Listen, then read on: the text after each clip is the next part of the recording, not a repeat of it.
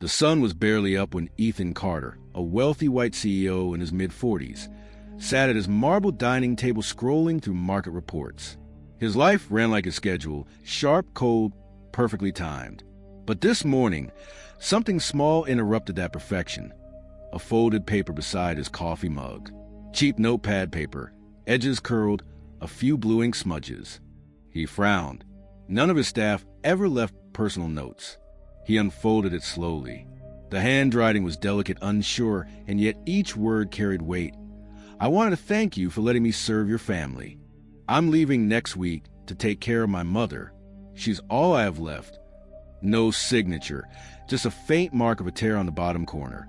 Ethan's jaw tightened. His voice, when it came, was low, controlled. Aaliyah, the name of his black maid, slipped out with irritation, not concern. He remembered her shy smile, her silence, the way she always looked down when he entered the room. For some reason, this paper felt heavier than any deal on his desk. His pride told him to ignore it. But something deeper whispered, read it again. The arrogant CEO didn't know this letter would shatter everything he thought he knew about power, respect, and himself. It has already made your blood boil.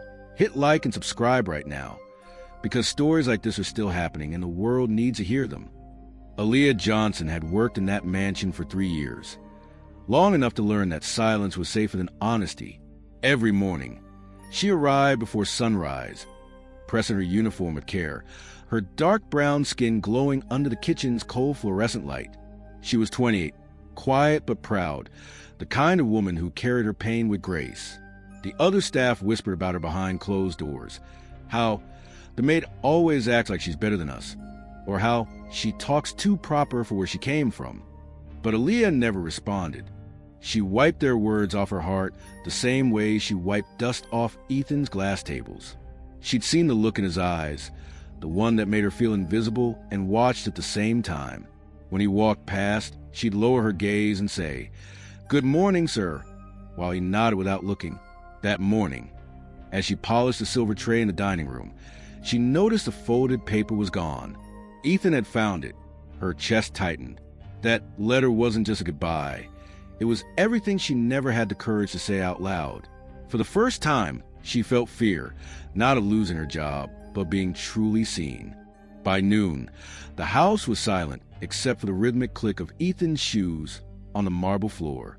He stopped outside the laundry room, where Aaliyah stood folding towels, unaware he was there. "Miss Johnson," he said sharply. She froze, hands trembling slightly. "Yes, sir." He held up the letter between 2 fingers. "You left this on my table. Care to explain why?" Her throat went dry. "It wasn't meant to bother you, sir. You just what?" His tone cut through the air like glass. "Trying to make me feel guilty?" Aaliyah shook her head. "No, sir. My mother's health is getting worse. I need to take her to the clinic. She can't walk anymore." He smirked faintly. "So you're quitting because of family drama?" Her eyes lifted to his for the first time, steady, unflinching. "Because of love, sir. Something you might not understand." The words hit him harder than she knew. His jaw clenched, but he couldn't find a response. She folded the last towel neatly, set it aside, and whispered, "I'll finish my week. You won't even notice I'm gone." When she walked past him, he caught the faint scent of lavender soap, simple, human, real, and for the first time in years, he couldn't look her in the eye. If this happened right in front of you, what would you do? Tell me in the comments. I read every one. And if you want justice as much as I do, hit subscribe. That night, the mansion was quiet. Ethan couldn't sleep. The folded letter lay on his desk again, taunting him under the dim lamp. He told himself it was just words from an employee, nothing important. But his hand still trembled as he opened it a second time. This time, he noticed more faint pencil marks, a few tear stains, and lines that hit like confession. "I've worked here 3 years. I never asked for more pay, only respect. My mother used to tell me, 'Child, you can clean a house without letting it dirty your soul.' I tried to live by that."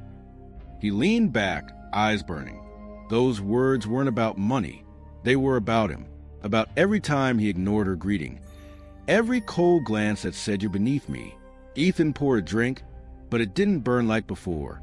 Instead, a hollow ache grew in his chest. The letter had no anger, no accusation, only truth. And truth, he realized, was harder to swallow than guilt. Outside, the night wind brushed against the windows. Inside, for the first time, the great Ethan Carter felt small. The next morning, Ethan sat in his office, unable to shake the unease. He opened his laptop and typed her name into the company database. Aaliyah Johnson. Dozens of entries appeared. Cleaning schedules, payroll logs, performance notes. Then something caught his eye, an internal message thread from HR. He clicked. She's polite but too bold for her position. Always correcting others' grammar. Thinks she's smarter. CEO won't notice her anyway. Ethan's chest tightened. He scrolled further. Complaint forms Aaliyah had filed about racist remarks from staff. Every one of them marked, resolved, no action needed. He leaned back in disbelief. The same company he built for equality and discipline had ignored every sign of cruelty under his own roof. For the first time, the title CEO didn't sound powerful. It sounded poisonous. He grabbed his phone, calling the HR director. Why wasn't I informed of these reports? A nervous pause followed. Sir, those weren't serious. You know how some employees don't finish that sentence. Ethan snapped. Every word in that letter was true. He ended the call, staring out at the skyline.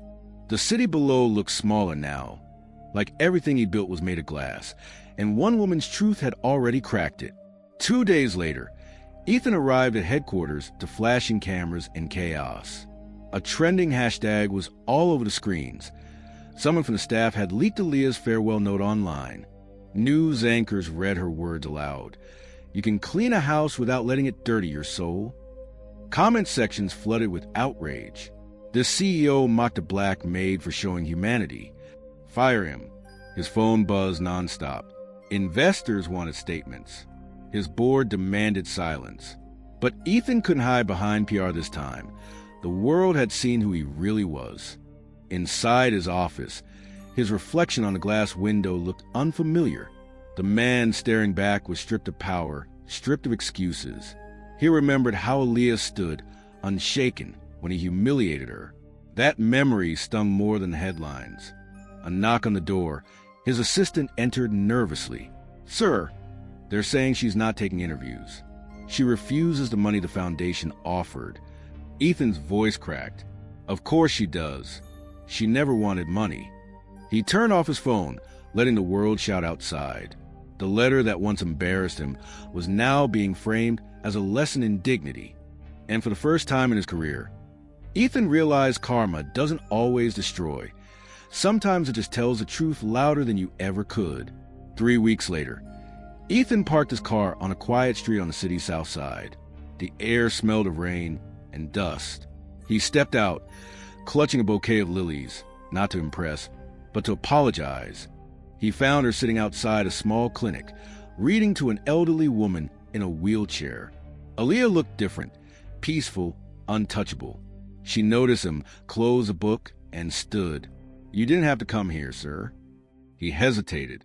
You were right about everything. I built an empire, but never built any humanity inside it. She looked at him gently. Then start there. He nodded, unable to meet her eyes. The company is changing every policy, every name. Your letter did that. A faint smile touched her lips. Then it was worth it. When she turned to wheel her mother back inside, Ethan whispered, Thank you. She didn't reply. She didn't need to. The sound of the door closing felt like the final chapter, not of shame, but of awakening. If you believe this should never happen again, share this now. And to my USA, UK, and Canadian viewers, your voice is power. Use it.